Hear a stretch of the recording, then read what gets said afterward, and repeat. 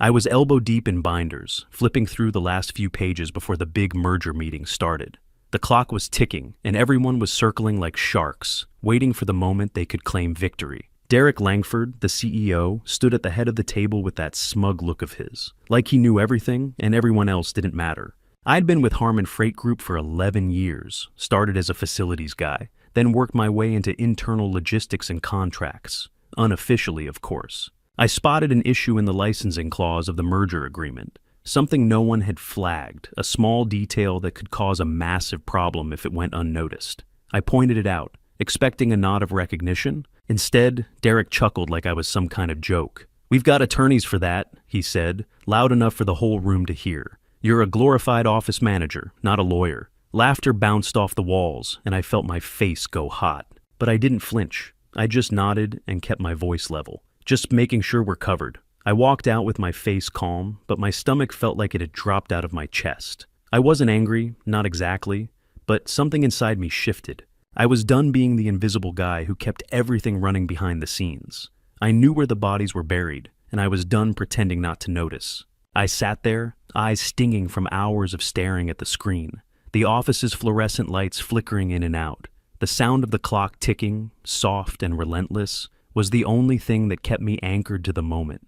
I wasn't supposed to be here, after hours under the radar, but no one else was going to catch this. No one had before. I cracked open the merger contract again, the 400 pages laid out in front of me like a maze. I'd been through it once, twice, 3 times, but the details buried under all the legalese were like ghosts, flickering just out of sight. Derek wasn't paying attention to the specifics. He was too busy with his big picture speeches, slapping himself on the back for securing a $120 million deal. But there it was. Somewhere around page 260, in the middle of what felt like 1,000 words strung together to make them sound smarter than they were, I found it, a dormant licensing clause. It was buried so deep, it barely stood out, just a few lines in a paragraph that had no real business being there. A clause meant for worst-case scenarios, according to the wording. It allowed a third party to buy the rights to Harmon's core logistics software for a flat fee of $5 before the merger. I leaned in, rereading the words, as if doing it over and over would somehow change them. But no, it was still there, clear as day. And if that clause was activated, if someone actually exercised it, the whole deal would be screwed. Derek's shiny $120 million merger would crumble into dust. I sat back, hands resting on the desk, heart pounding a little faster now. The clause had been a contingency, something put in place for an emergency, but now it wasn't just an emergency, it was a bomb. I had to know if it was still valid. I pulled up my phone and dialed a number I hadn't used in years. It rang twice before someone picked up. "State compliance," came the voice on the other end, tired and flat. "Hey Matt, it's me." I didn't need to say my full name. He knew who it was. "Woo, long time, no here. What's up? Look, I need you to check something for me. Fast. It's about that old dormant clause in the merger documents." Matt's tone immediately shifted, like a switch had been flipped. "Yeah, I remember. That's some weird shit. I need to know if that clause is still in effect." There was a long pause on the other end, just enough time for the tension in my chest to squeeze harder. "You sure you want to go digging there, man? You know what could happen if that's legit." "I'm sure. I need to know." He sighed, probably remembering what we'd both known about this kind of thing. One wrong move, and the fallout could take a lot more than just a merger. "All right, hold on." I could hear him clicking away at his keyboard, the sound dragging on for what felt like an eternity. Then he came back on the line. "Yeah, it's still active. No one's touched it, but it's still valid." My stomach dropped, and for a second, all the air seemed to leave the room. It was real. "Thanks, Matt," I said, trying to keep the knot in my throat from creeping up. "You know this is trouble, right? That deal's gonna implode if that thing's triggered. You better be careful." "I know." I hung up, my hands trembling a little now. The quiet after the conversation felt like it weighed a ton. I could almost hear the chaos Derek would unleash if someone found out about this. But it wasn't about Derek. Not anymore. I sat there for a while, staring at the screen, watching the cursor blink back at me, waiting. I wasn't angry. I wasn't vengeful, but I was tired. Tired of being the guy no one noticed, the guy who cleaned up the messes in the background while the suits got all the glory. I wasn't invisible anymore.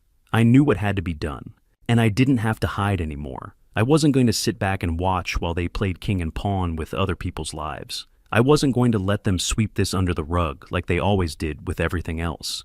I decided right then and there, I was going to file the claim. I wasn't doing it to get back at Derek or the board. I wasn't doing it for a payday or to prove a point. I was doing it because I was done with being ignored, done with being overlooked. I picked up the phone again. I didn't care who heard me. The system might be rigged, but I wasn't going to let them rig this one, not without a fight. And I knew whatever happened next, it was going to be the last time they could ever dismiss me. The next day I walked into a notary office on my lunch break, just like I'd planned. The place smelled like stale coffee and old paper, the kind of place where nothing ever really changed. It felt fitting.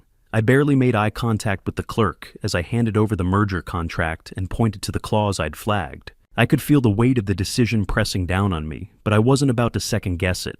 $5. That's all it took. I paid in cash, just in case. No company credit card, no business expenses. I wasn't about to leave a trail that could come back to bite me. I filed the claim with the state, officially, notified myself by mail. I kept the receipt tucked in my pocket, like it was a personal victory I hadn't yet earned. Back at the office, everything felt exactly the same.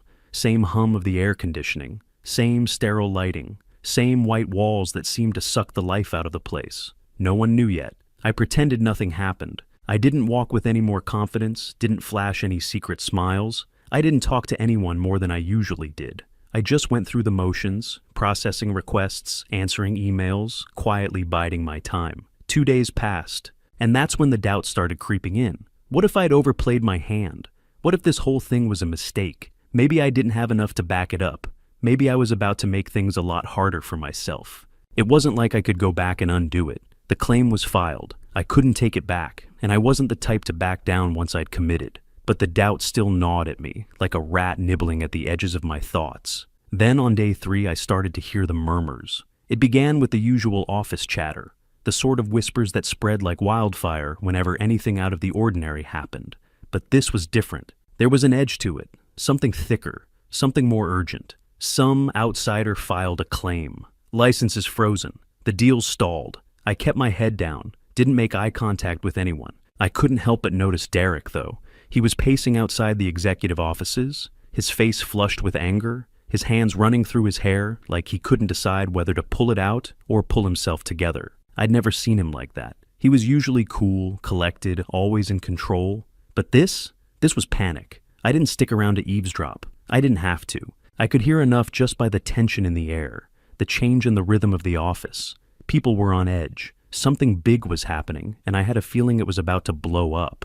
I didn't let it show. I stayed glued to my desk, scanning spreadsheets, answering calls, anything to keep from drawing attention to myself. But now, Derek didn't look through me. He didn't look at me at all. Before, when I passed him in the hallway, he might nod or give me a quick smile. But now, his eyes slid right past me, like I wasn't even there, like I didn't exist. It was a small shift, but it was a shift. I stayed low for the next couple of hours. My stomach churned, but I didn't let it show. The legal team was scrambling behind closed doors. I could hear raised voices, clipped sentences. They were trying to figure out how to fix this, how to spin it.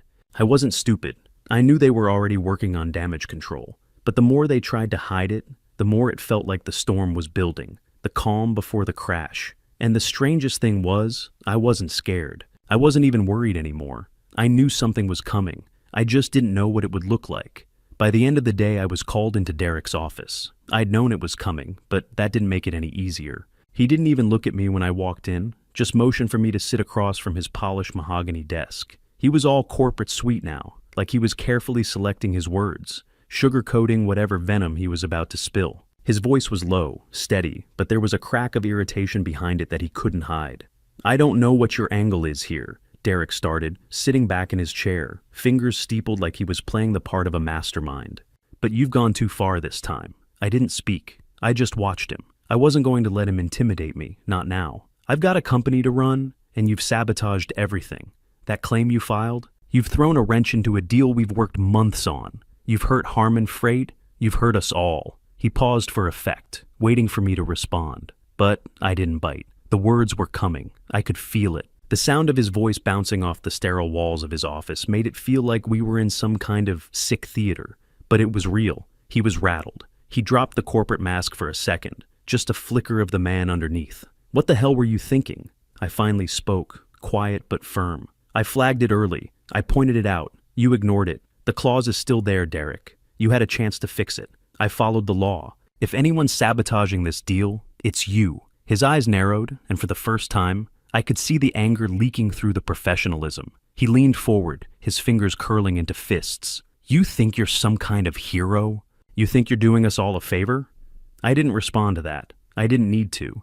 But Derek wasn't done. He straightened up, shifting back into his CEO persona, the one that had been polished and rehearsed. He dropped the threat like a weight. Name your number, he said, voice smooth as glass. You want a payday for this? I'll make sure you're taken care of. Just name your price and we'll make this go away. All of it. My stomach twisted, but I stayed calm. He didn't get it. He never would. This wasn't about money, wasn't about getting some kind of payoff for myself. No, I said, shaking my head slowly. It's not about money, Derek. It's about respect. He blinked at me, confusion flashing across his face for a split second, and I could see the gears turning. He wasn't used to people saying no. He wasn't used to being questioned. I'm done being treated like a fixture, I went on, my voice steady but sharp. I'm done sitting in the background, fixing problems, while you and the rest of the suits take the credit. You've never seen me for anything more than someone to push around. I stood up then, slow and deliberate, not wanting to make a show of it, but the air between us had changed, thickened, like I could feel the weight of all the years of being invisible and ignored in that room. I didn't need to shout, didn't need to raise my voice to get the point across. Derek's face had darkened, his jaw clenched tight as if he were weighing his next move. I could see the frustration in his eyes, but there was something else there now too, something deeper. He wasn't looking at me like an employee anymore. He was looking at me like a threat. You think this is some kind of game? He growled, leaning forward again. You really want to keep going down this road? I'll make sure you regret it. I'll ruin you. I met his gaze without flinching, no hesitation. You're welcome to try, I said, my voice colder than I meant it to be. But I'm not backing down. For a second, it looked like Derek might say something else. Maybe lash out, maybe make an empty threat. But instead, he just stared at me, his face hardening into something unreadable. The power dynamics had shifted. He wasn't in control anymore, and he didn't know how to handle it. I didn't wait for him to speak again. I didn't need to. I turned and walked out. No yelling, no ego, just the facts, just the truth. I was done being his pawn. And in that moment, I knew he realized it. For the first time, I wasn't just another staff member. I wasn't someone who would be pushed around or ignored. I was a threat. That night, I stayed late again. Not because I had to, but because I needed the space to think. The office felt colder, quieter than usual. The hum of the air conditioner was the only sound, and it kept me company while I ran through everything that had happened. Derek's anger still simmered in my chest, but I wasn't scared anymore. I wasn't shaking. Then, as I was about to shut down for the night, I saw the email from HR. Subject, formal investigation notice. I opened it, already knowing what was coming. Breach of conduct. The words jumped off the screen. They were accusing me of everything from insubordination to sabotage, claiming my actions had jeopardized the company's reputation and operations. They said they were investigating me for violating company policy. I wasn't surprised. Derek had made his move. He was going to try to control the narrative, make me look like the villain before the board got wind of the real story. The next morning, when I logged into my work account, it was locked. The familiar dashboard stared back at me, but the access was gone, like I'd been wiped off the system altogether. I wasn't just being investigated, I was being isolated. I didn't flinch. I already had a plan in motion. I'd hired a lawyer the night I filed the claim, just to cover myself. By the time I showed up at his office the next morning, he was already on it. They're coming for you, he said, voice calm but sharp, like he'd seen this kind of thing before. HR is going to smear you, no question about it. They'll dig up whatever they can, and they'll make it look like you're the one who screwed everything up. But they don't have a leg to stand on. We spent the next couple of hours going over the details. I explained what had happened, how I'd flagged the clause, how Derek had brushed me off, how they'd locked me out of my account, trying to cut me off from everything. When we finished, he told me he was sending a formal cease and desist to HR for retaliation. I agreed. I wasn't going to let them paint me as the bad guy. We started the paper trail, just like I knew we had to. Back at the office, the rumors started to spread like wildfire. I overheard whispers in the break room, murmurs in the hallway. He's under investigation. People avoided me, like I was some kind of disease they didn't want to catch. I didn't blame them. They were scared, caught in the middle of this corporate tug of war. But I didn't care. I wasn't worried about what they thought of me anymore. I knew this game. I'd been part of it for years, watching it from the sidelines while everyone else played their part. Derek had his way of doing things, running roughshod over anyone who got in his way. But now I was playing. I kept my head down, did my job, and ignored the cold shoulders. But I also kept the lawyer in the loop. We prepped a restraining order just in case they tried to push any further. If they kept trying to paint me as a villain, we'd take it public. We'd make it clear who was really behind all of this. But the truth was, Derek was already losing control. He knew it. I knew it. And now, even the people who had once looked past me were starting to see the cracks. And this time, I wasn't going to let him fix them. The next morning, Richard Bowles, the board chair, called me into his office. The summons was brief, no subject line, just my name and a time. I didn't ask questions. I knew what it meant. When I walked in, he was sitting behind his desk, calm, collected as usual. The kind of guy who made decisions like he'd been doing it his whole life. I was a little surprised not to see his usual entourage of assistants or even a lawyer, just him. Just the facts. He motioned for me to sit across from him. I didn't waste any time. I slid a thick folder onto his desk, opened it, and laid out the timeline. Clear, simple, straight to the point. I raised the concern about the licensing clause when I first spotted it, I said, keeping my tone calm, like I was giving a standard report. I flagged it. I pointed out the risk to the deal. Derek dismissed it, said we had attorneys for that. I could see his eyes flicker, but he didn't interrupt. He just watched me. I filed the claim with the state, all legal, no company resources. Paid the $5 myself, filed it myself. I notified myself by mail. I placed the hard copies in front of him, copies of the email from HR, the claim I'd filed, the cease and desist letter from my lawyer. Every document had its place in the story, and I made sure he could follow every step. Richard flipped through the pages slowly, eyes scanning the details. He didn't rush, didn't skip a word. There was something about the way he looked at it that told me he wasn't just hearing the words. I could feel him weighing the situation, seeing it from all angles. When he finished, he leaned back in his chair, steepling his fingers, like he was trying to make sense of it all. The silence stretched between us, thick with the kind of tension that didn't need words to be felt. "You've given us a lot to think about," he said finally, his voice steady but with a hint of something I couldn't quite place. I nodded. I didn't need to say anything more. I'd laid out the facts, and now it was his move. I stood up to leave, and as I turned to walk out, I felt something shift in the air. It was subtle, but I could feel it, like the weight of the room had changed. Derek's influence wasn't as solid as it had been the day before. There was a crack in the facade, and I could sense it deep in my gut. The next morning, the buzz in the office was different. I could hear the quiet conversations behind closed doors. There was a heaviness to the whispers now, like they knew something was coming, but weren't sure what. One by one, the executives were summoned. Doors closed behind them, and the usual hum of the office slowed to a standstill. It was like the entire building had collectively held its breath, waiting for something to break. I kept my head down, pretending to be busy, but I could feel it, the shift. Something was happening. The power had moved just a little, but enough to make me know it. The way people looked at me had changed, just slightly. No more whispers behind my back, no more cold shoulders. Now, they watched with a new kind of attention. Derek had been in charge, but for the first time, I could see cracks in his armor. And as the minutes ticked by, I knew something was about to shift in a way none of us could take back. The boardroom felt different when I walked in. There was a hush in the air, thick and heavy. The table was full, every board member sitting in their usual spots. Except this time, Derek was there too, his back straight, his jaw set like he had a shield up.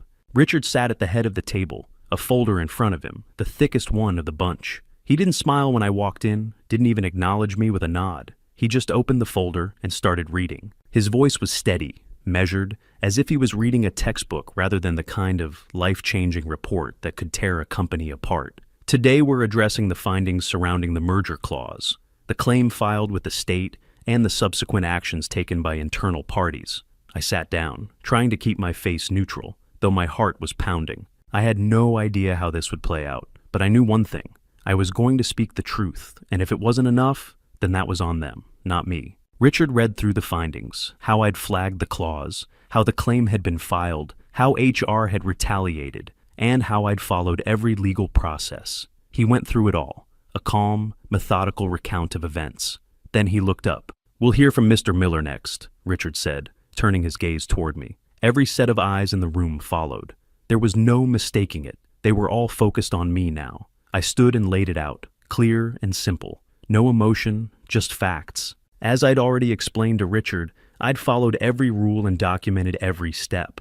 HR's response made it clear who they were trying to protect. I glanced at Derek briefly, but I didn't linger. I wasn't here to engage with him, not yet. The claim was filed legally. I notified myself by mail. I kept everything documented. No matter what anyone says about it now, I followed the process. I sat back down, my chest tight, but my hands steady. This was it. No more hiding behind the scenes. This was my moment. Richard turned to Derek. The tension in the room thickened like someone had pulled a rope taut between us. Derek didn't even seem to blink, but his eyes were narrowed, calculating. He shifted in his seat, like he was preparing for a fight. Richard's voice cut through the silence. "Mr. Langford, would you care to explain your actions regarding this situation?" Derek's gaze flicked to me for just a second. Nothing more than a flash, but it was enough to see the contempt there. He leaned forward, fixing his eyes on Richard. "I was aware of the concern," Derek said, his voice tight, his words clipped. "I dismissed it because I trusted our legal team to handle it.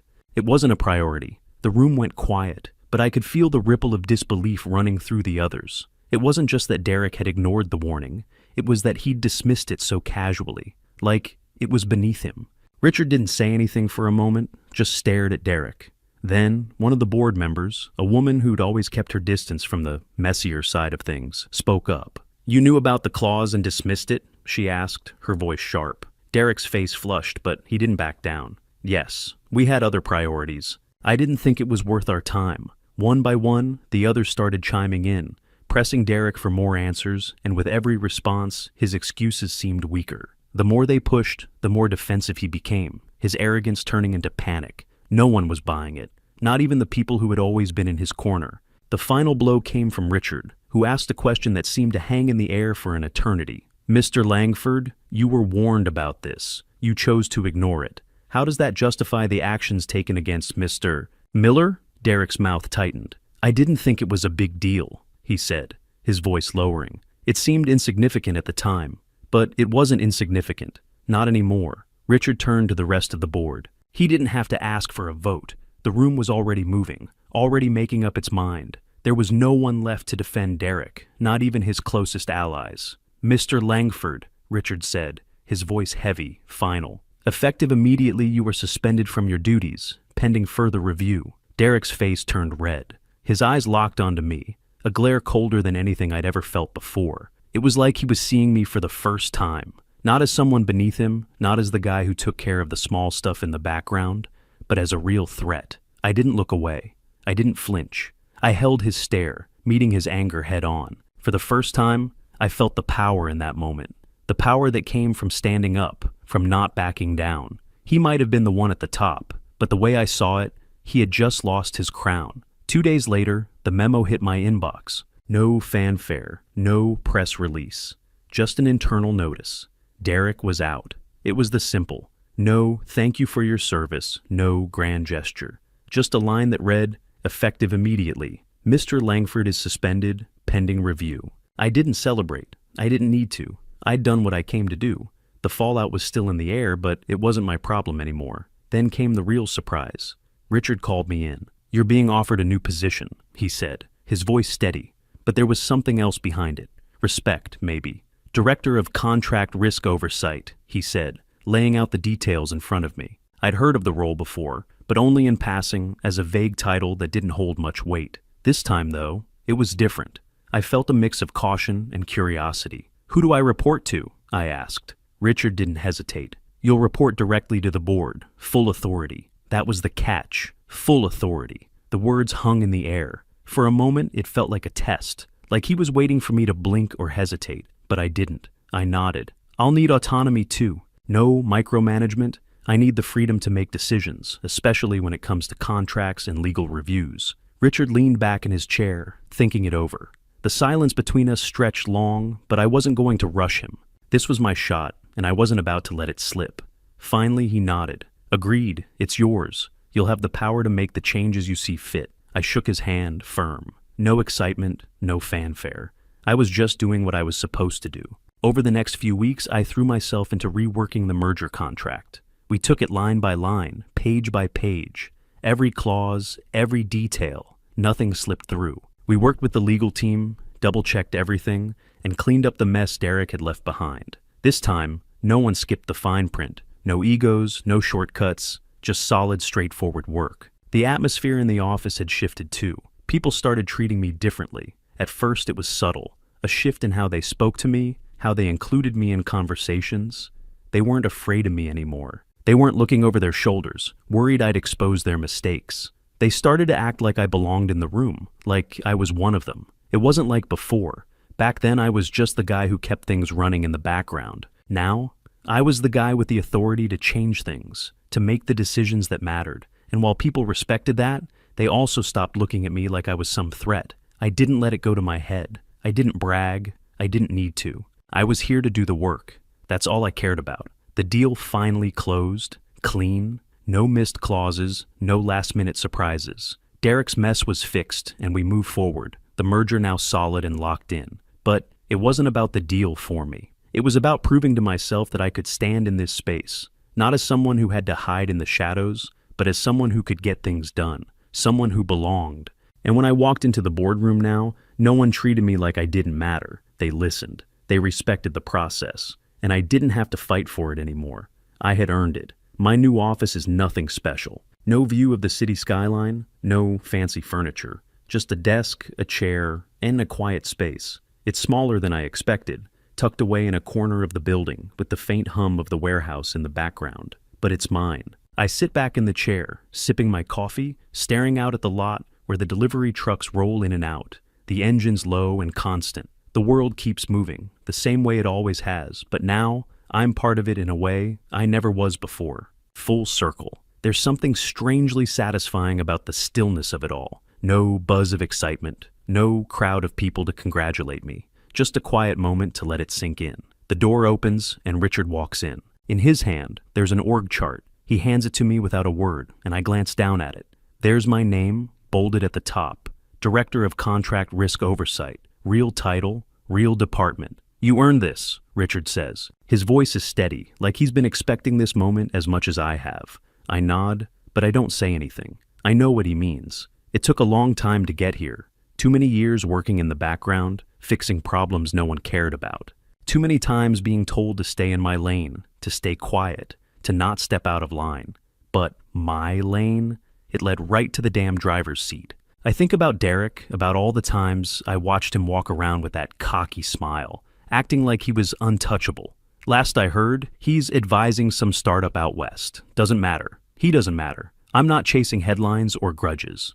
I've got work to do. If someone like me can change the course of a $120 million deal just by reading the fine print that everyone else skipped, maybe the real power isn't at the top. Maybe it's in knowing where the pressure points are and having the guts to press. I didn't win to prove a point. I didn't do it for any of the usual reasons. I did it because I refused to lose quietly.